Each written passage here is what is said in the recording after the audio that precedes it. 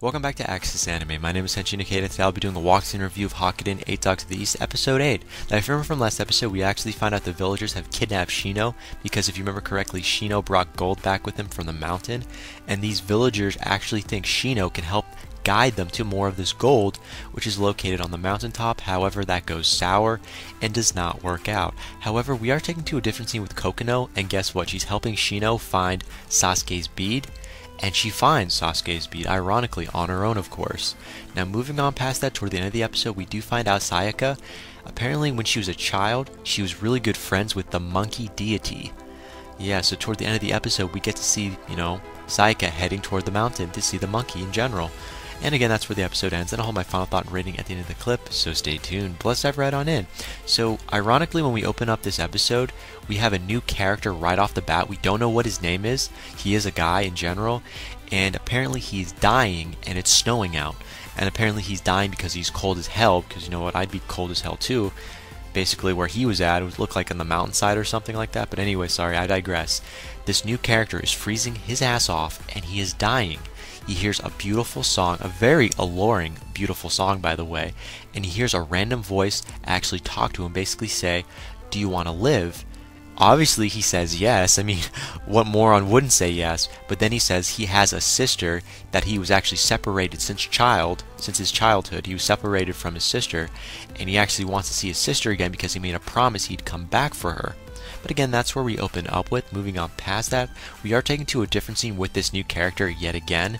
Now, this is more into the present of the actual anime episode where he's on a train by himself, and I believe he's actually heading to the capital. Now, I should point out the train does stop, and Shino, as well as everyone else, boards the train. As for Kei and Kenpachi, they also board the train, but since they don't have first class tickets, they are put back in second class, which I thought was hilarious. Now again, Sasuke and Shino both have first class tickets in the train, so they have their own little private room. And guess what? When they go to check into the room, the new character is also in the same room as them. So I definitely thought that was worth mentioning, and wow, that was a coincidence, wasn't it? Already the new character introduced to Shino and everyone else. Now again, this new character has not formally introduced himself, so we still don't know what his name is yet. However, this new character notices that both Shino and Sasuke are from the church, and that they appear to be brothers. Now, I understand if this is the first time you see Shino and Sasuke, they kind of look like they're siblings, but in retrospect, they are not brothers. Oh no. No. However, we are taken to a different scene. Now, apparently the train is heading for the capital in a storm. I was like, so there's a storm now? Okay, something's just not right. Now, moving on past that, we are taken to a different scene with Shino, and he says he smells snow, and then he says he wants it to snow. And I have no idea why he's saying that. And this new character is taking it the wrong way, and he's a little weirded out by, Shino in general. It's like, okay, why are you saying that? Something's off here. Something is just not right. Why are you saying that? Now again, I'll get to that in general later on, why he's acting like that. However, we are taken to a different scene where it's snowing outside. So Shino was right. He smelled snow, and there it is. His wish came true. So it is snowing.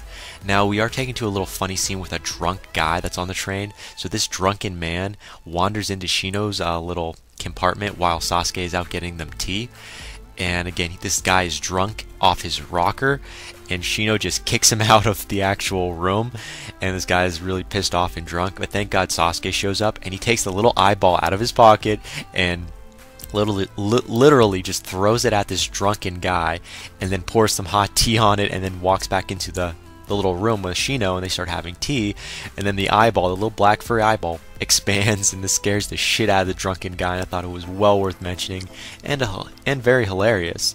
And again, moving on past that, we are back in the little room where Sasuke, the new character, and Shino are actually at, and Shino and Sasuke are just having tea like nothing had even happened. And this new character is just freaked out. He's puzzled, he's scared, like what the hell just happened? And I definitely thought this was like worth mentioning. I was like, oh, I loved it. Now, I should point out right now, it's actually not snowing outside, but it's raining now.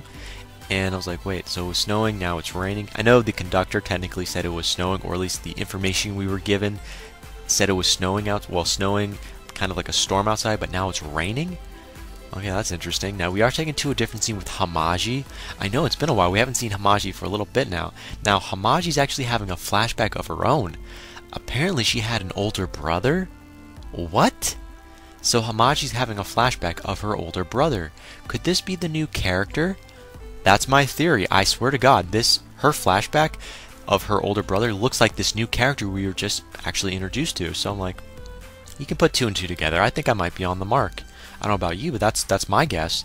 However, moving on past that, we are taken to a really screwed up scene, in my opinion, where we see Hamaji, and she was playing cards with Kanam, and out of nowhere, Kanam's like, okay, it's your turn, you know, go, go, go, type of thing, because he's playing a game. He's trying to have open dialogue with Hamaji, and Hamaji is not on her period, to my knowledge, and she just throws a goddamn lamp at Kanam. I was like, what the fuck? Seriously? If you would have thrown a fucking lamp at me, I would have bitch slapped you. Or worst case scenario, I would have thrown your ass on the street. You do not throw a freaking lamp at anyone. Like, that's just crazy. I can understand if you were on your period and you needed to punch the wall or something, but really? A lamp? Come on, Hamaji, what the hell? Now, moving on past that, we are taken to a different scene with a monk. Now, he's boarding the same train as Shino. However, this monk does not belong to the Brotherhood. This monk is on his own. Anyways, he senses spirits on board the train and he wants to exorcise them. And eventually, it leads him to Shino's little cart with Sasuke and everyone else. And I thought this was hilarious because, you know, what a coincidence. You know, you've got Shino and Sasuke and this new guy, which we don't know shit about. And guess what? The monk sees an interesting woman right behind the new character.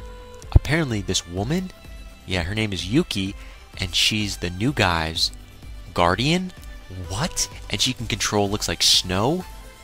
Aha! I'm gonna get to it, trust me, but it was definitely hilarious. Now, I should point out, this monk gets tossed out on his ass by, apparently, this new guy's guardian, which is Yuki. And I thought it was hilarious. So short-lived for the monk, though. We don't really know shit about him. So now he's out just like that drunken guy is. Now we are taken to a different scene with Yuki, which again is being introduced as this new character's guardian. And apparently Yuki knows Shino. In fact, the only reason why Yuki knows Shino is apparently she saved Shino's life when he was, like, I guess in the mountains or something when it got snowy and cold out. And they became really good friends. And Shino, right off the bat, he actually knows Yuki as well. I'm like, so they're good friends. And right now, you're looking at this new character, and he's freaking out, like, huh? It's like, what the hell? You guys know each other? What the hell is going on? Then he actually hears the story, and then Sasuke's like, wait, you were alone? You were freezing? Yeah, Sasuke was like, what the fuck? When did this happen? Type of thing. Like, was I sleeping? Now, this new character tries to pawn Yuki off on Shino and everyone else. Apparently, this new character doesn't want the Guardian. However, it's being pointed out to him, this Guardian saved his life, and because of a certain contract she made with him, she can't leave him. However, Shino stops short of actually telling the new character why, and eventually we are taken to a different scene, of course, and the train stops, and we do see Shino and everyone else leaving the train while the new character stays on board. Now, it just dawns on this new character, he didn't even give Shino his real name, so he hollers out, he like gets out of the train, kind of leans out, he says his name. So this new character is being introduced as Intama Detsue. I hope I pronounced his last name right, or his first name, one of the two. Anyways, his name is Dotsu. So this new character is called Dutsu. I don't really fucking care what his name is. I like his other name, Intama.